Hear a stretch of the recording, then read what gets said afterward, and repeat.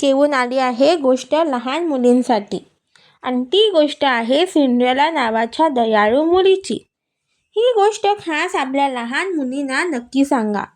तर सिंड्रेला नावाच्या मुलीची ही गोष्ट लहान मुलींनाच नाही, तर गोष्ट आवडणाऱ्या सगळ्यांना आवडते. ही गोष्ट खूप प्रसिद्ध आहे. स्वप्नातील दुनियेतील पऱ्या किती सुंदर असतात आणि आपण भेटण्यासाठी किती आई-वडिलांकडे हट्टीपणा करतो. चला तर मग त्या स्वप्नातील दुनियेत जाऊया. सिंड्रेला नावाची सुंदर सुस्वभावी मुलगी होती.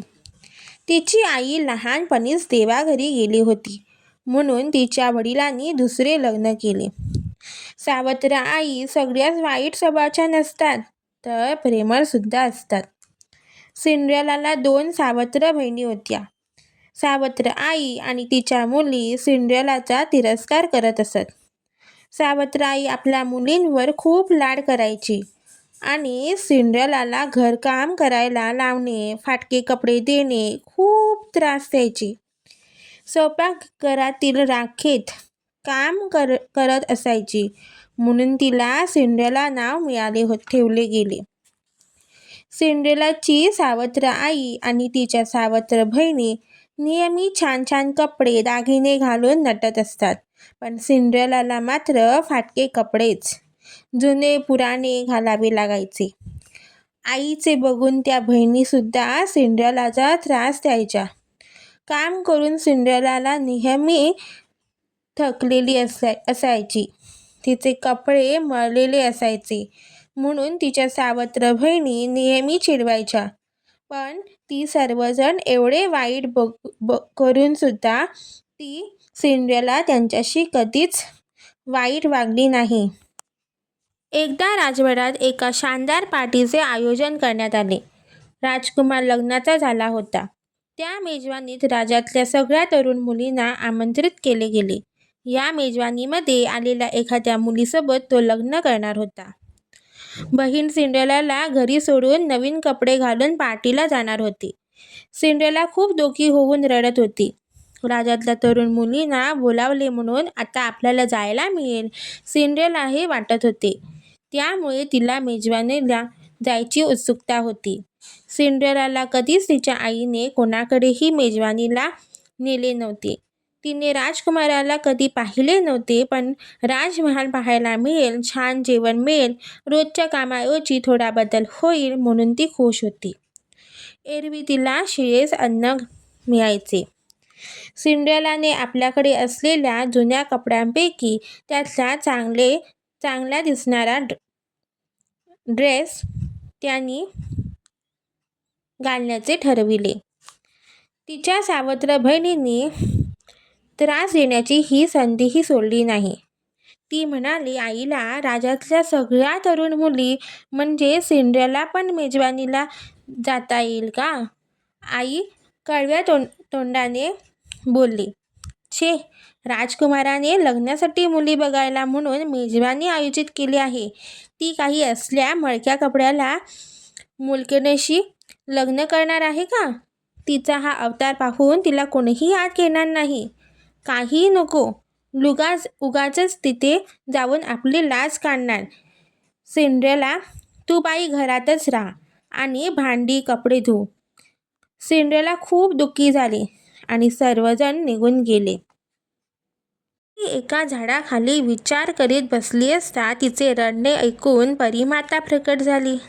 तिचे दुःख परीला सहन झाले नाही.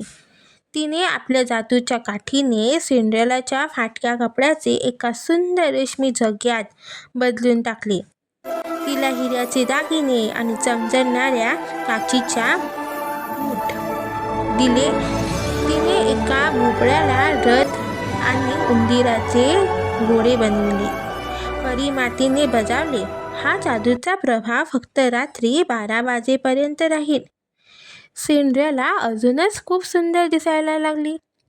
तिला या जादूवर विश्वास नव्हता, पण तिने लगेच प्रश्न केला. माझ्या आईने मला सगळी कामे करायला सांगितली. ती कामे झाली नाहीत आणि तिला मी घरी दिसली नाही तर ती माझ्यावर चिडेल. परी हसली. तिने चुटकी वाजवली आणि सिंड्रेलाची सगळी कामे केली. परी म्हणाली, तुझी सगळी कामे झाली आणि आता आईची काळजी करू नकोस. ती आता झोपली आहे, त्या उद्या उठणार. तू मेजवानीला जाऊन आल्याचं तिला कळणार पण नाही. परी माते, आता खूप उशीर झाला आहे. आता मी काय करू? मी वेळेत पोचू शकणार नाही आता. सिंड्रेलाचे रूपांतर एका सुंदर राजकन्येमध्ये केले आणि एका सुंदर रथात राजवाड्यात पाठविले. तिचे कपडे, आलिशान बघणी, दागिने पाहून सर्वांना ती एक राजकुमारीच वाटली. सर्वांचे लक्ष तिच्याकडेच होते. काय तर पाहताच क्षणीच तो प्रेमात पडला आणि आपल्यासोबत नृत्य करायला बोलावले. सिंड्रेलाने आनंदाने हसत त्याच्यासोबत छान नृत्य केले. दोघांनी सोबत जेवण केले आणि बराच वेळ गप्पा मारल्या. तिचे घड्याळाकडे लक्षच नव्हते. तिने मध्यरात्र जवळ येताच आपल्याला उशीर होईल असे सांगून राजकुमाराला निरोप घेतला आणि तिला वेळेचे भानच राहिले नव्हते. घरी पोहोचण्याच्या गडबडीत तिचे चप्पल म्हणजेच बूट पायरीवर पडत असताना ते सुटले. पण क्षणाचाही विचार न करता ती घरी पळत होती. पण राजकुमाराला काय चाललं हे कळलंच नाही. तिला पळताना पाहून तिच्या मागे धावत गेला. पण तोपर्यंत ती राजवाड्याबाहेर पोचली होती. तिचे कपडे पुरवंत झाल्यामुळे सेवकांना एक सध्या वेशातील मुलगी बाहेर जाताना दिसली.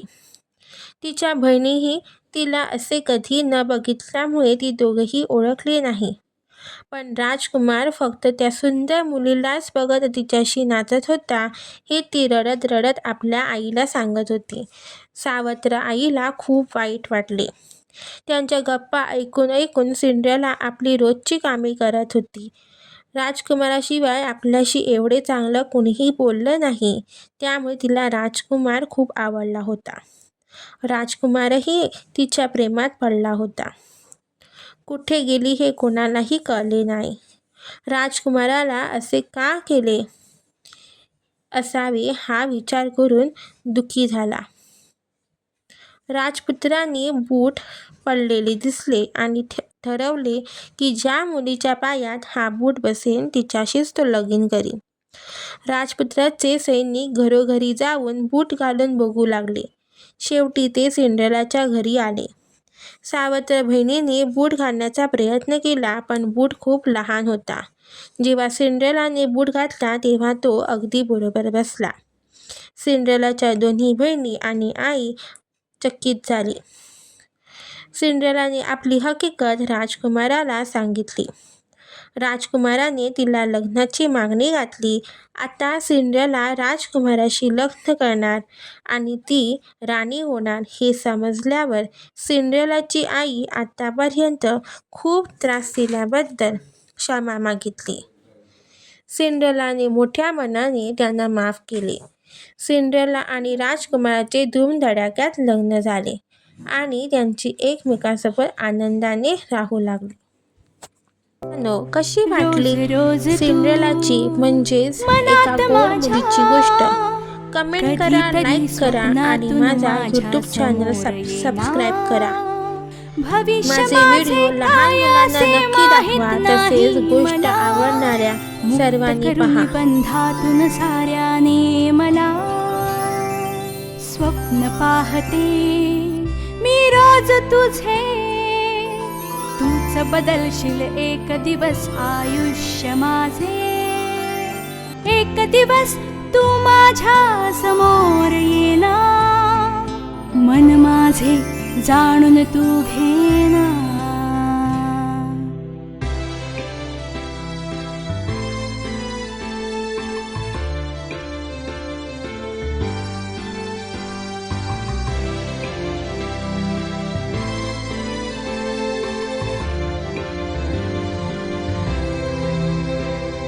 ज्या दिवशी तू येशील समोर मोहरून जाईन मी. प्रेम आपुले वाढत जाईल. सुख शांती येईल जीवनी. भेटले जरी मी नाही तुला आयुष्य आपुले दिसे मला. ला ला ला